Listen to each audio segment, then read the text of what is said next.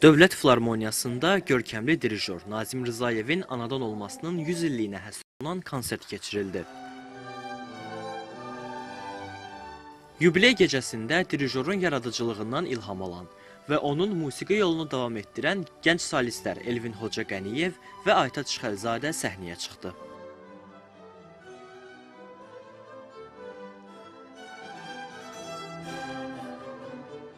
10 il əvvəl də mən Nazim Rzayevin konsertində iştirak etmişdim və o vaxtlar mən bir tələbə idim və bir neçə il keçəndən sonra, xaricdə təhsil alandan sonra, xaricdə işləyəndən sonra yenə də Bakıya qayıdıb, yenə də Nazim Rzayevin konsertində iştirak etməyim məncə çox böyük bir ənənəyə çevrilib. Bu dolğunluğu, bu gözəlliyi, bu romansları eşitmək və ifa etmək də oradan da ayrı bir zövqdür.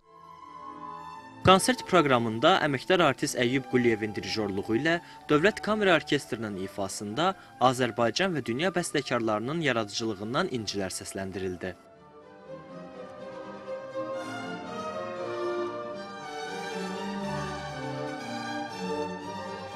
Georg Friedrich Händelin Su üzərində musiqi, Felix Mendelssohn'un violin və orkestr üçün konsert, Qara Qarayevin Mən sizi sevirdim və Gürcüstan təpələrində romansları, Fikrət Əmirovun Min bir gecə baletindən Şəhrizadın bayramı, Pyotr Çaykovskinin Gün hökm sürür romansı və Bakıda ilk dəfə ifa edilən Adam Visilovskinin Mələklərin mahnısı kompozisiyası musiqili gecəyə xüsusi rəng qatdı.